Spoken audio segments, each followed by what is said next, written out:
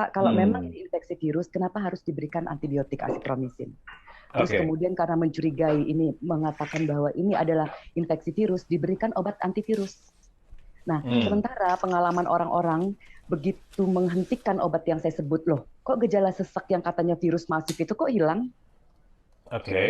Ya, jadi berdasarkan ini juga Pak, pengalaman-pengalaman orang-orang yang sudah mencoba terapi saya. Jadi dengan memberikan hanya vitamin-vitamin aja, kemudian menstop semua obat yang saya sebut beracun itu, ternyata gejala yang katanya virus masuk itu kok tiba-tiba bisa hilang. Nah, jadi di awal pandemi, saya udah pernah ngubungin salah satu dokter penyakit dalam yang ngurusin pasien COVID langsung. Nah, jadi saya tanya langsung. Jadi pasien yang katanya terinfeksi virus ini, kan katanya ada gambaran pylori tuh di paru-paru. Ternyata banyak yang tidak bermakna hasil itunya, hasil ronsennya. Tidak menggambarkan bahwa ini memang infeksi pernapasan. Nah, kemudian ada motivasi apa di balik ini kalau menurut dokter? Jadi kan dari awal saya sudah melihat faktor obat ini karena masih ada kloroquine, hidroksikloroquine, saya nggak terlalu ini ya, karena kan itu sebenarnya untuk penyeimbang. Nah, yang saya panik itu bulan Mei pengumuman temuan obat Unair.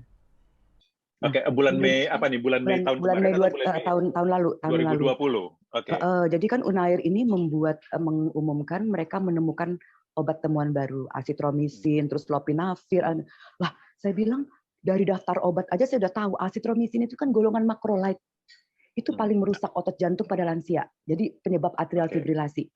Nah, ini ada jurnalnya, Pak. Ada jurnalnya tentang azitromisin dari Lancet. Mereka kan nggak baca ya. Nah, dan hasil investigasi saya ke beberapa rumah sakit terhadap dokter-dokter yang merawat pasien langsung, itu pasien itu diberikan azitromisin. Pokoknya yang PCR-nya positif tanpa terkecuali semua dikasih. Bagaimana Pak? OTG. OTG dikasih obat azitromisin. Ya jelas aja jantungnya berdebar. Ditambah lagi obat antivirus. Nah, kalau kita pelajari patofisiologinya asidosis laktat, itu dipicu oleh obat-obat antivirus, terus obat diabetes, metformin, terus obat TB. Makanya kenapa orang yang diabetes, atau kita sebut dengan komorbid ya, komorbid terkontrol obat, kalau dia cek PCR itu pasti positif. Nah, asidosis laktat itu tadi.